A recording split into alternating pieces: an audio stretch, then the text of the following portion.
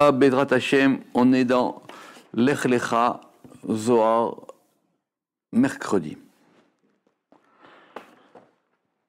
Le Zohar a une question extrêmement pertinente et extrêmement subtile qui va nous amener aujourd'hui à faire un texte très complexe. Tout le monde connaît l'histoire. Dieu il dit à Abraham, Lech Lecha, quitte là où tu es, va là-bas. Pourquoi il lui dit Lech Lecha, etc. Savoir, on a vu les années précédentes, parce qu'Abraham était déjà en chemin, etc., etc. Ça, on connaît déjà, c'est plus compliqué que ça, et comment est-ce que est venue cette parole. Mais, il y a quelque chose que personne ne remarque si c'est pas le Zohar. Le Zohar, il remarque que Dieu, il lui dit Lech Lecha. Abraham, il fait ce que Dieu lui dit. Abraham, il fait ce que Dieu lui dit. Il va en Israël. D'ailleurs même, Dieu, il lui dit pas va en Israël. Il lui dit Lech Lecha, elle arrête Asher Areka vers la terre que je t'indiquerai. Bon, question classique. Mais en tout cas, qu'est-ce qui se passe dans le début du chapitre 12? Abraham, il va en Israël. Or, en Israël, il ne s'établit pas. Il n'arrête pas de bouger. Il va là, il va là, il va là. Tout de suite, il y a une famine. Il va en Égypte. Il revient d'Égypte. Et c'est que quand il est revenu d'Égypte, que là, il va vraiment s'installer dans un endroit qui s'appelle Bethel, que là-bas, il va faire un misbéach, un autel, et que là-bas, il a marqué Vaikra Hasham Avraham Beshem Hashem, et que là-bas, il a appelé par le nom de Dieu. Alors, je ne comprends pas. Dieu, il lui dit, va en Israël. Il y va. Et apparemment, il ne trouve pas sa place. Il se cherche. Si vous lisez le début de la parashat Lech Lecha, vous voyez bien qu'il a voyagé, qu'il était au nord, qu'il était vers le sud, qu'il était à droite, à gauche, etc., qu'il était par là-bas, etc., qu'il va en Égypte, et après, il revient. Donc, le Lech Lecha, c'est un parcours qu'il doit faire en Israël, c'est sûr, et ce parcours qu'il doit faire doit l'amener à un endroit. Et c'est un endroit aussi bien physique qu'un endroit spirituel. Parce qu'avant qu'il s'installe vraiment en Israël, on le verra plus tard, il va y avoir encore des choses qui vont se passer. Alors, si on dit que c'est un voyage géographique, c'est vrai, mais c'est aussi une progression d'Abraham. Donc, au moment où Dieu l'appelle, quand il lui dit Lech Lecha, comme dit le Zohar, Lech Legarmecha, tu vas aller pour toi, vers toi, cette progression-là, elle se fait par étapes. Comme le parcours de quelqu'un qui va aller étape après étape jusqu'à un endroit, jusqu'à acquérir quelque chose qui soit pour lui.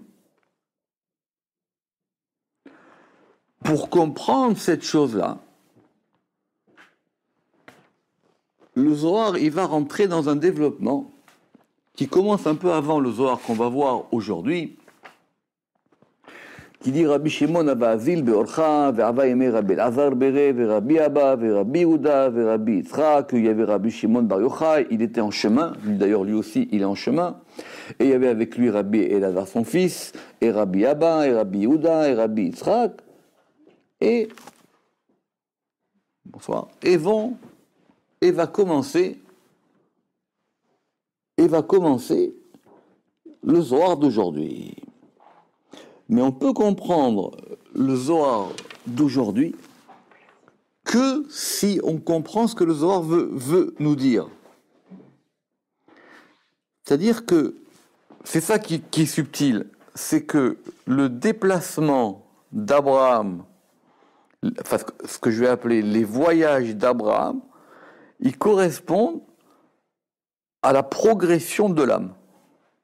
Donc si on veut reprendre c'est quoi la progression de l'âme, il faut revenir à l'âme elle-même. Et pour revenir à la manière dont l'âme fonctionne, il faut comprendre la dynamique de l'âme. Et la dynamique de l'âme, on va essayer de la comprendre à propos d'un verset du roi à propos d'un verset de Isaïe. Patar ve'amar. Il a ouvert et il a dit. Alors, c'est un verset compliqué évidemment. Nafshi iviticha balayla af ruchi bekirbi ashacharecha. Alors, donc il y a 2 degrés dans le verset.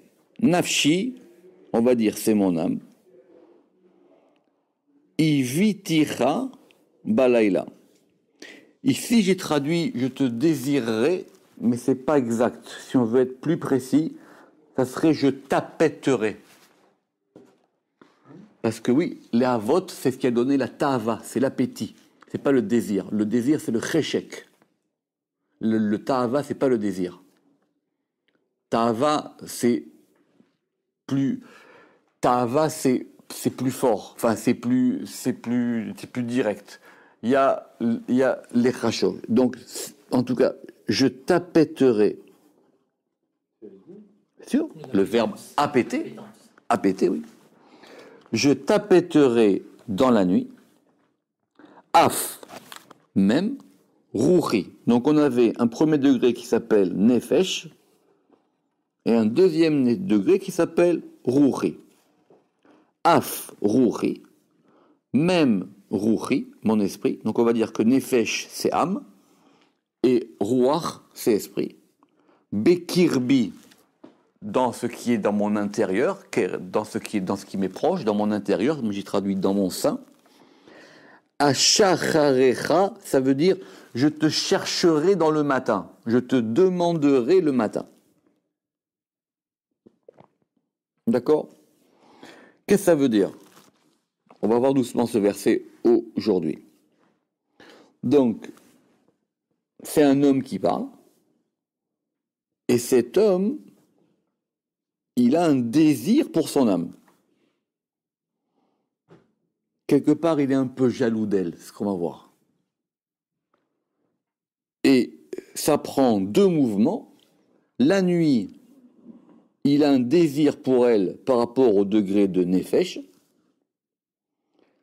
Et le matin, il a recherche dans le matin, dans un degré qui s'appelle le roi. C'est évidemment toute la difficulté de ce verset. Ce verset a été établi et on l'a établi. D'accord? C'est la répétition ukmua veukminale. D'accord?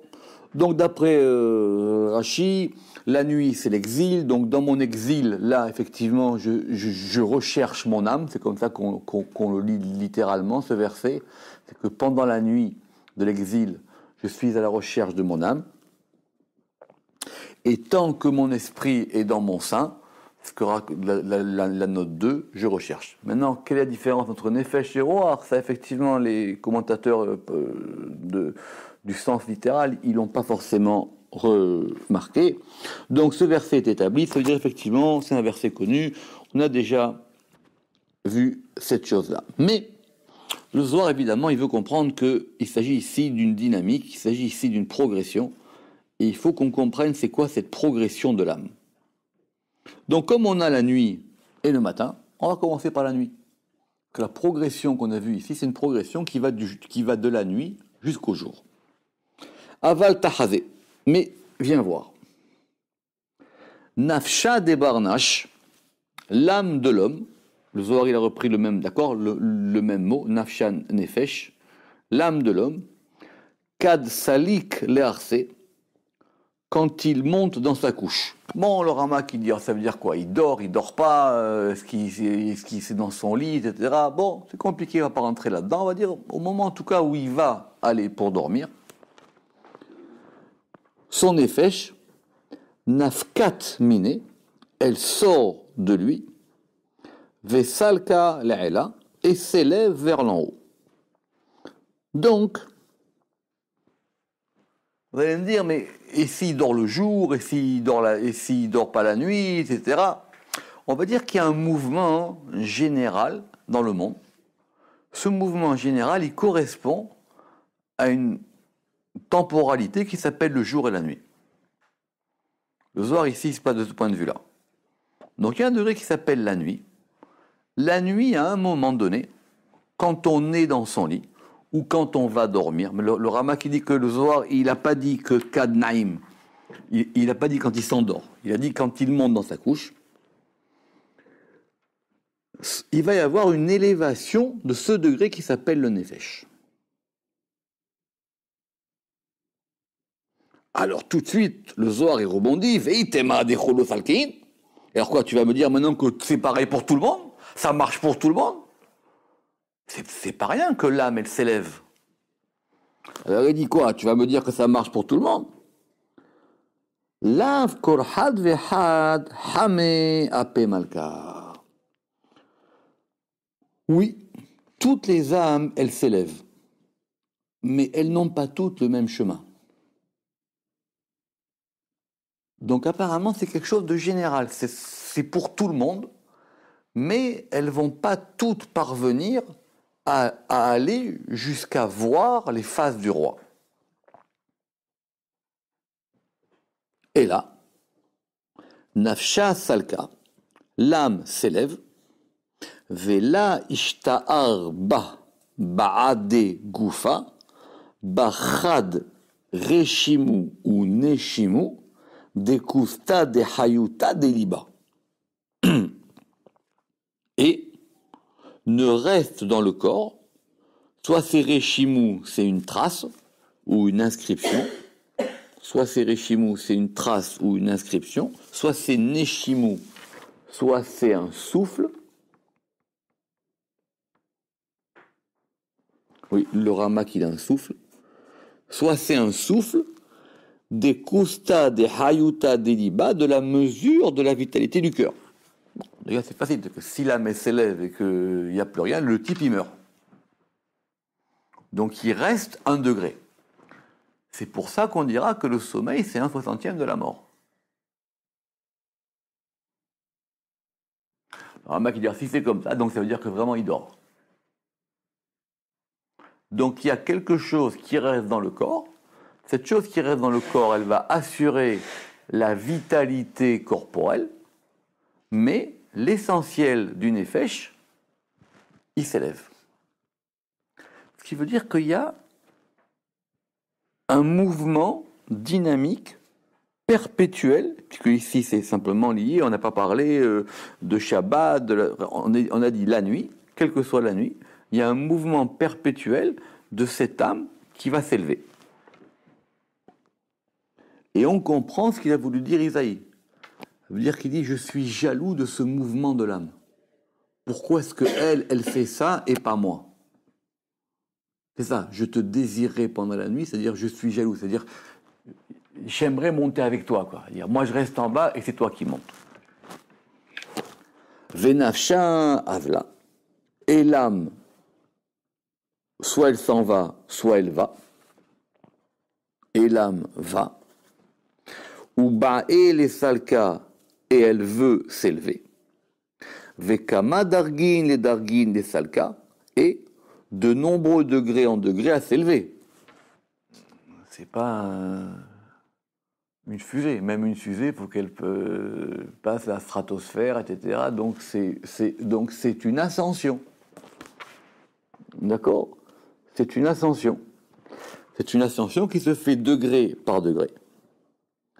Chatat, elle plane. Ve'i itarat behanne kumrin teirin, et elle va se heurter à des écorces aveuglantes. J'ai traduit d'après le Ramak, parce que ce pas des mots araméens faciles. Behanne kumrin teirin di misavuta, et elle se heurte à ces écorces aveuglantes d'impureté. Évidemment, parce que si elle veut s'élever, il y a forcément des obstacles. Et donc la première couche qu'elle va devoir passer, c'est qu'il faut qu'elle va passer la couche de la matière. Et ça, c'est lié au degré d'impureté. Hihi dechiyat, si elle est pure. Alors pourquoi est-ce qu'elle serait pure? De la istavat bimama, car elle ne s'est pas rendue impure durant la journée. Salkale là, elle s'élève vers l'en haut. Donc ce degré qui s'élève, c'est un degré de l'âme qui est perméable à ce que l'homme a fait pendant la journée. Donc vous avez eu une journée, pendant cette journée vous avez fait des choses, l'âme elle est perméable à ces choses-là, elle les ressent. Donc si vous allez dans un endroit propre, ben elle va avec l'homme, elle suit le chemin de l'homme. Donc elle monte, tout de suite elle est bloquée. Si maintenant elle a été pure, parce que pendant la journée l'homme était pur, c'est ce que dit le soir. Là, elle va monter d'un degré. Parce que maintenant il n'y a aucune force impure qui peut l'en empêcher. Et donc l'inverse, et si elle n'est pas pure, istavat benayou, alors elle se rend impure parmi elles, ou elle est impure parmi elles, c'est quoi elle? Les écorces. Ve'idafkat behu, et elle est attachée à elle, à l'impureté. C'est compliqué parce que le début c'est benayou et après c'est behu. Ve'la salkayatir, et elle ne s'élève plus. Elle ne monte pas plus haut. Donc, quoi qu'il arrive, elle s'élève. Maintenant, en fonction de la personne, ça va passer ou ça passe pas. C'est pour ça que on ne peut pas faire de théorie là-dessus. Le Zohar, il donne des voies, mais il n'y a pas de théorie. Parce que tout dépend de chaque individu, de chaque cas, il est différent. Chaque personne est différente. Chacun, il a un parcours. Chacun, il a ce qu'il a fait pendant la journée. Il y a des règles générales, c'est ça le plus difficile à comprendre, c'est qu'il y a des règles générales, il y a une règle générale qu'on va appeler la nuit et le jour, mais maintenant, à l'intérieur de cette règle générale, il y a des règles particulières. Donc, soit ça passe, soit ça passe pas. Vetaman et là-bas. Alors, Taman là-bas, c'est où? On parle de quel cas? De la première ou de la deuxième? De celle qui a passé le barrage ou de celle qui a pas passé le barrage?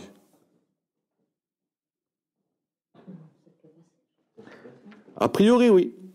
Vetaman, moda'ale milin, on lui fait connaître des paroles.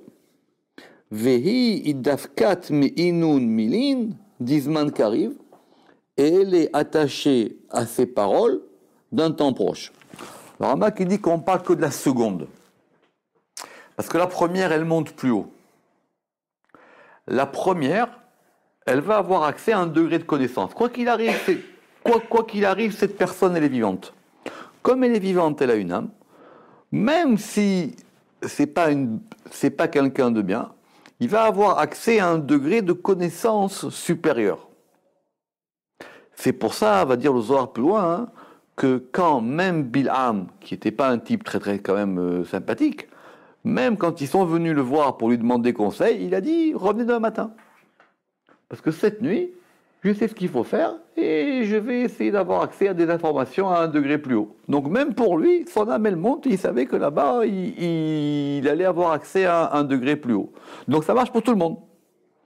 Simplement, il y a des communications en Wi-Fi et d'autres, ils sont en Morse. Comment le Ramak il tire ça? c'est que Vetaman modi ale milin, et on lui fait connaître des paroles. Veidavkat meilun milin dizman kariv, et elle est attachée à ces paroles d'un temps proche. Lisez la note 13. On lui fait connaître par rêve des choses à venir prochainement, alors que ces choses sont annoncées auparavant au juste pour qu'il puisse annuler les mauvais décrets. Ça veut dire qu'il y a on va rentrer maintenant dans les degrés de cette connaissance des rêves. Celui qui passe pas la frontière, on lui dit des choses, mais ces choses qu'on lui dit, à la limite, c'est trop tard. On lui dit que voilà ce qui va arriver. Mais tu peux plus rien faire pour ça. Voilà, tu sais, il va arriver quelque chose, mais tu peux plus rien faire. Si on arrive à un degré de connaissance plus haut, on a accès aux choses avant qu'elles n'arrivent, ou avant qu'elles soient ou avant que ce soit obligé qu'elles arrivent. Pourquoi ? Parce que comme c'est à un degré plus haut, il y a la possibilité qu'on puisse annoncer ça, ou qu'on puisse soit annoncer, soit essayer d'annuler, etc. D'accord ? D'où est-ce qu'on apprend ça ? On apprend ça d'un Zohar qu'on verra à propos des rêves de Yosef. Parce que là-bas, il dit que Dieu ne fait rien sans l'annoncer. C'est ça d'ailleurs l'un des avantages de l'âme, c'est que par l'âme, l'homme il a un contact direct avec le divin. Kaboulafia, il appelle l'intellect. L'intellect, c'est pas être intelligent. L'intellect, c'est que par l'âme, chaque être humain, il a un contact avec le divin. Maintenant, il y a des contacts brouillés et il y a des contacts clairs. Et c'est là-bas que le Zohar, il aura cette phrase extraordinaire qui dira que chaque rêve qui n'est pas interprété, c'est comme une lettre qui n'a pas été ouverte. Je vous ai envoyé une lettre, mais vous ne l'avez pas reçue. Ou vous n'avez pas été la chercher, ou vous ne l'avez pas ouverte. Ou elle est restée sur la cheminée pendant 3 mois. Mais je vous l'ai envoyé. Je vous l'ai. Moi, j'ai la preuve. Je vous ai envoyé la lettre. D'accord ? Donc, premier degré de connaissance, lui, on lui dit que des choses qui vont arriver. Tu ne peux plus rien faire avec ça.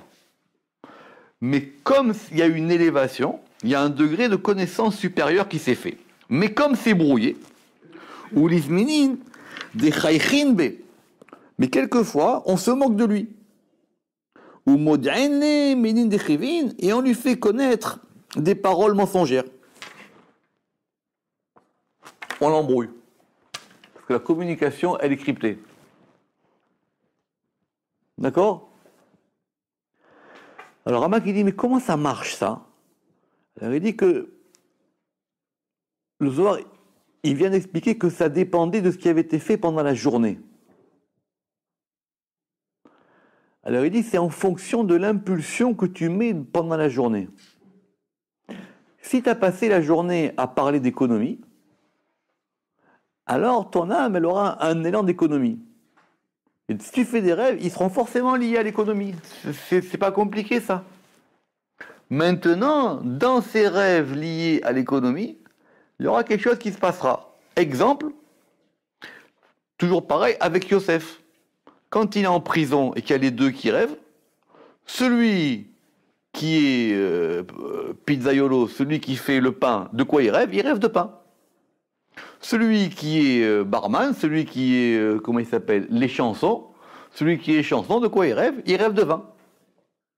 Mais ça n'empêche pas que dans son rêve de pizzaiolo, il ait accès à des choses supérieures, et que l'autre, dans son rêve des chansonniers, qui rêve de vin, mais dans son vin, il apprend quelque chose de plus.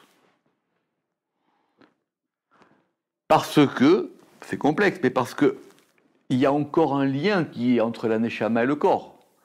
C'est pas que la personne, elle meurt. Si elle meurt, c'est une autre ascension. Quand on meurt, il y a aussi une élévation de l'âme, mais qui est différente.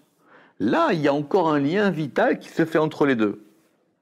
Ce lien vital qui se fait entre les deux, il fait que maintenant, ce nefesh, il va commencer à monter, et que maintenant, dans sa montée, premier cas facile du Zohar, premier cas, le type, sa neshama, elle n'était pas impliquée, il va être bloqué à la première frontière, et là-bas, il aura accès à de la connaissance. Mais c'est de la connaissance brouillée. Donc, soit on va lui dire des bêtises, ou soit on va lui dire des choses, mais c'est trop tard pour agir. Mais ça n'empêche pas que quand même, il a eu accès à quelque chose. D'accord?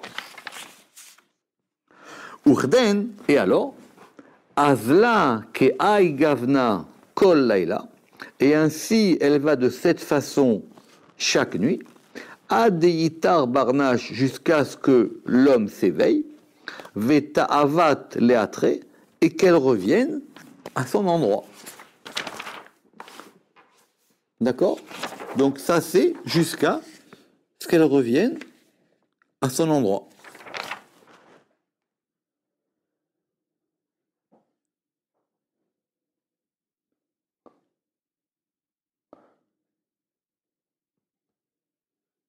C'est pour ça qu'on dira que par exemple dans le rêve de Pharaon, vous vous rappelez le fameux rêve de Pharaon là quand il a rêvé des vaches? D'accord? Le Midrash il dit qu'il s'est réveillé plusieurs fois. Il s'est réveillé, il s'est rendormi, il s'est réveillé, il s'est réveillé, il s'est rendormi. Parce qu'à chaque fois, ça repart. Donc ça, c'est le principe général. Alors maintenant, il y a quelques personnes qui, eux, ont accès à des degrés plus supérieurs.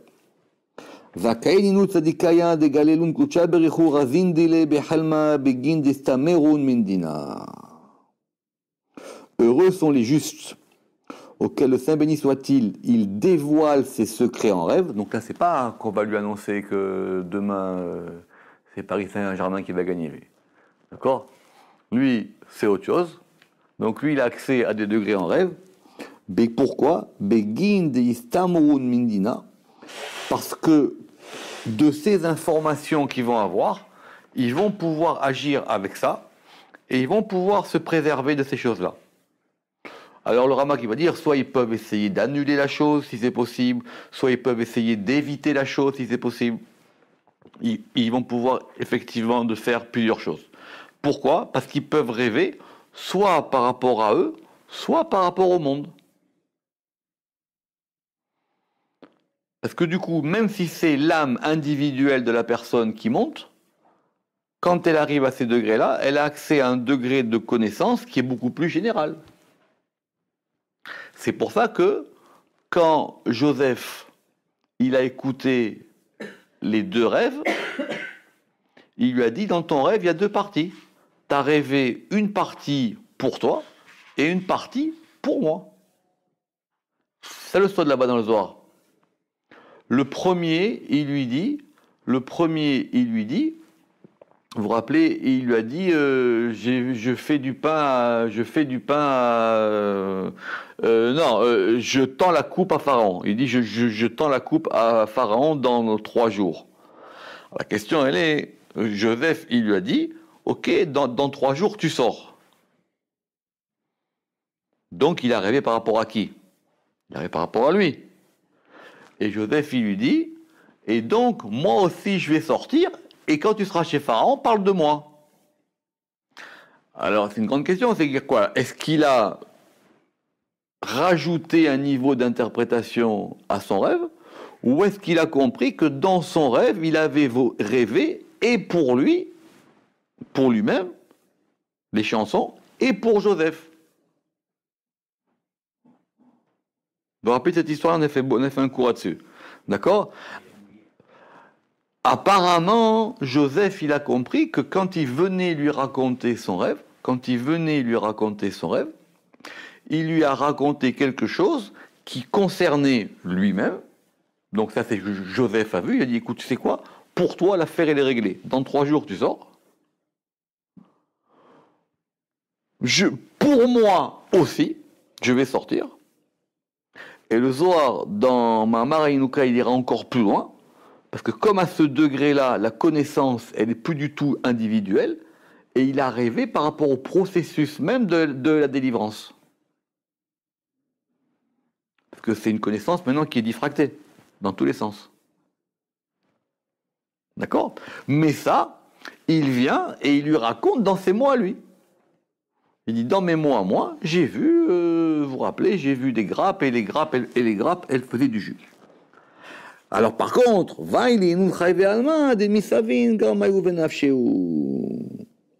par contre, malheur à ces mécréants, qui eux se rendent impurs, eux et leurs âmes. Parce que du coup, ils se coupent ce moyen de communication. Ils se coupent ce moyen de communication. Abou Lafia dit toute l'histoire, c'est effectivement d'essayer d'être capable de ressentir quand on est lié à ce flux ou quand on n'est pas lié à ce flux. Alors, il y a ceux qui captent 1 sur 10, ceux qui captent 10 sur 10, et ceux qui ont coupé le contact. Alors maintenant, ça c'était la théorie. Maintenant, on va voir. Tachazé, viens voir. Inonde la istavu, si maintenant, lui, ceux qui ne se sont pas rendus impurs, kad salke bersayou, quand ils montent dans leur couche, donc on reprend. Donc le texte, il est extrêmement bien structuré. Hein. Donc quand on reprend maintenant la même histoire, mais maintenant du point de vue de la vision. Non pas du point de vue de la description, mais du point de vue de la vision. Nafsha salka ve'alad ben kolinin dargin bekadmita. L'âme s'élève et entre d'abord entre ces degrés. Parce qu'elle va passer par tous ces degrés-là, qui sont les degrés des mondes et les degrés de toutes les écorces. Si vous voulez voir les détails, c'est une autre question. Ve salka ve'la iddabakt be'u, et elle s'élève et ne s'attache pas à eux. Elle est capable de passer toutes ces étapes-là. Elle n'est pas happée au passage. Ulbata, et ensuite, Azla veshatat, elle va et plane, vesalka kefum orcha, et s'élève selon sa voix. Parce que même si là, il n'y a aucun obstacle, c'est chacun selon son degré, chacun selon sa voix. Il n'y a pas de chemin fini. C'est une théorie de l'âme. Donc c'est chacun selon sa voie. Chacun selon le chemin qui est le sien. Aïnafsha dezachat esalka itraziat kame desbar. Alors disbar apiyomin. Alors maintenant, qu'est-ce qui se passe? Puisque maintenant on va voir le cas où ça marche. Elle se montre devant le favorable des visages. Kame disbar apiyomin. Le favorable des visages des jours. D'accord? C'est quoi cette expression dans le Zohar? C'est une bonne question. D'accord? Les sabir apeyomin. Il y a autant d'interprétations que de commentateurs sur le Zohar, cette histoire-là. J'en ai retenu une. Le Rama qui dit, c'est même tête-tête. Eh oui, c'est lui, le Sarapanim, elle arrive jusqu'à même tête-tête. Parce que c'est lui le patron d'en haut. Elle arrive jusqu'à même tête-tête. Elle arrive jusqu'à lui. Ve'id dabkat bireuta. Et elle s'attache. Elle adhère à la volonté. Les ithaza bitiouf taïla, pour être vue dans le désir supérieur. Les mehme benoam malka ul bekra bechale, pour contempler la douceur du roi et visiter son palais. Le Rama qui dit que le Zohar ici reprend mot pour mot les 4 étapes d'un verset qui est marqué là-bas dans Teilim, Ahach Altimet Hashem, que David Amelech, le roi David, il a dit je veux une seule chose, c'est qu'il a dit je veux séjourner dans la maison du roi, contempler la douceur de Yudke Vavke et visiter son palais. C'est 4 étapes supplémentaires qui fait que maintenant, une fois qu'elle est arrivée à même tête-tête, elle est capable de monter plus haut de 4 degrés pour aller jusqu'au degré plus haut. D'accord? Sur ça, il y a beaucoup de questions. On dit, mais ça, ce chemin de la Neshama, est-ce que c'est le même chemin que la prière? Il que quand on prie, nous aussi on veut que notre prière, elle s'élève et qu'elle passe par ces mêmes degrés. Et ça, c'est une très très bonne question. D'accord? En gros, ici, il dit qu'elle est capable de monter jusqu'au-dessus de Bina. D'accord? Elle est capable de monter jusqu'au-dessus de Bina. Alors il dit, mais alors, si c'est comme ça, alors, quelle différence entre celui qui rêve et celui qui prie?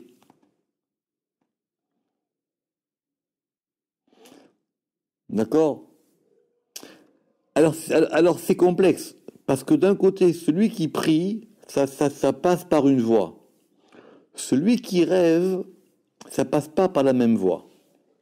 Et sans compter qu'on n'a même pas dit qu'à ce niveau-là, elle allait avoir des informations. À ce niveau-là, on n'a pas dit. À ce niveau-là, on a dit qu'elle va s'élever. Les rêves, c'est beaucoup plus bas. Bien qu'ils peuvent venir de beaucoup plus haut. Les rêves, c'est beaucoup plus bas. Mais en tout cas, elle est capable de remonter jusqu'en haut en fonction de ce qu'elle est. Elle ne peut pas remonter beaucoup plus haut de ce que là d'où elle vient. D'accord? C'est toute la question des rêves. Alors, pour te rappeler l'histoire dans Daniel, l'autre il a rêvé du colosse au pied d'argile, tout ça. Alors il dit, mais comment est-ce que lui peut être capable de rêver des choses comme ça? Où on a vu plusieurs fois, etc., qu'il rêve. Alors il dit, parce que lui, on lui donne accès à des informations par rapport à une fonction, par rapport à un état, par rapport à quelque chose. Mais c'est pas le même degré ici. Veda ou Barnache, et cet homme-là, et celui-ci est l'homme des Hitlechul Katadir Be'alma Deate, qui a une part constante dans le monde qui vient, même dans ce monde-ci. Ça veut dire qu'effectivement, cette ascension de l'âme pendant la nuit, elle lui permet d'être en relation avec le monde qui vient. C'est-à-dire qu'il ressent dans ce monde-ci des choses du monde qui vient. Il est en connexion avec le monde qui vient. Il n'a pas besoin d'attendre plus loin. Il sait que il ressent cette pulsation. Vedai nafsha dirsifa dila. Et celle-ci est l'âme dont le désir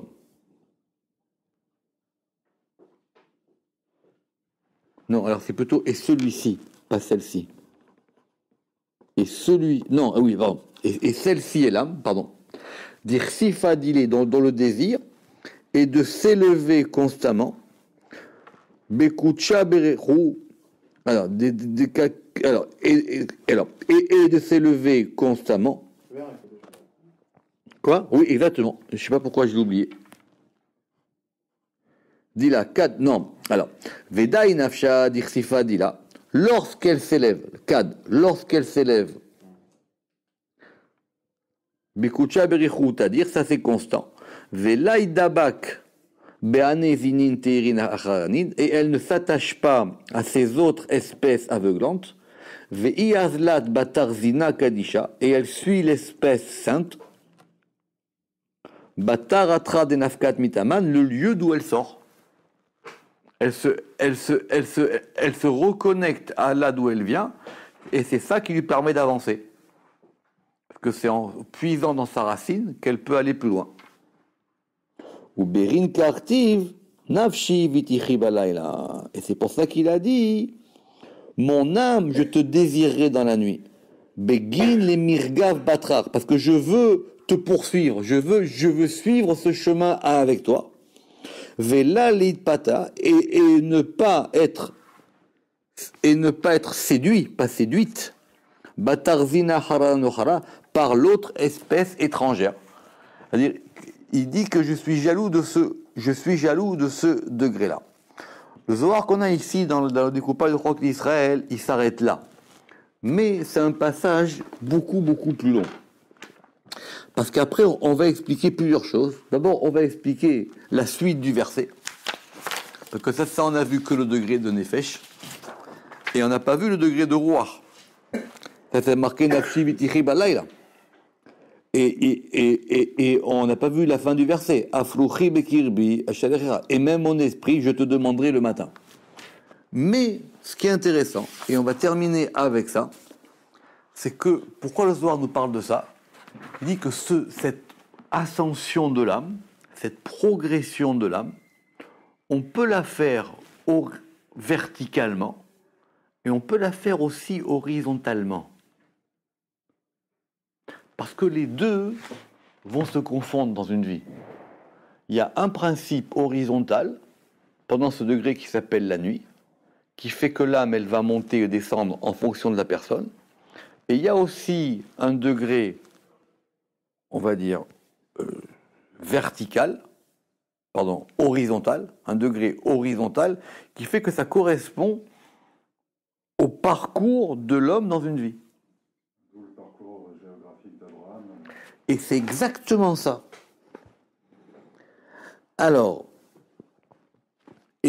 et le Zohar va le détailler. Et le Zohar va le détailler. Tachazé. Kada'al Abraham le'ara. Une fois qu'Abraham il est entré dans la terre, Dieu s'est montré à lui, comme il est dit, l'Hachem anira alav. Vekabil taman nefesh, et là-bas il a reçu le degré de nefesh, le premier degré. Ubana misbeach le'audarga, et il a construit un autel par rapport à ce degré. Donc c'est le début de l'Echlecha. Les Batach, après, alors Venasoa, les Kabilouach, il a commencé à voyager en Israël pour recevoir le deuxième degré qui s'appelle le Ruach, qui correspond à la suite du verset. Ad des Salik, les Dafka Goneshama, jusqu'à ce qu'il puisse avoir adhéré à un troisième degré qui s'appelle Neshama. Et apparemment, il devait aller en Égypte pour pouvoir avoir ça. Et c'est pour ça qu'après il y a marqué qu'il a construit un misbeach. C'est ce degré-là. Ce qui veut dire que la progression qu'on a dans une vie, on peut alors soit la retrouver dans ce qu'on est, ou on peut aussi la comprendre par ce qu'on est. Mais on peut la rater. Mais on peut la rater. Mais on peut la rater. Et ce qui veut dire, pour terminer, qu'à ce moment-là, donc, de ce degré de la nuit, on peut aussi, de la manière dont l'âme, elle s'élève, être capable d'organiser la manière dont ça va se passer pendant la journée. Parce que c'est le point central. Et c'est ce point-là que Abraham cherchait. C'était le point où tout converge. Le point où c'est à la fois horizontal et vertical. Donc il y a un degré qui monte pendant la nuit, et ce degré qui monte pendant la nuit, c'est ce degré-là qui déclenche ce qui va se faire pendant le jour. Parce qu'en fonction du nefesh qu'il a eu pendant la nuit, il aura le ruach pendant le jour. Et la neshama, et je termine avec ça, il dit que la neshama, elle vient automatiquement quand on a nefesh et ruach, c'est le degré qui vient après. Baruch Adonai Leolam, Amen ve Amen.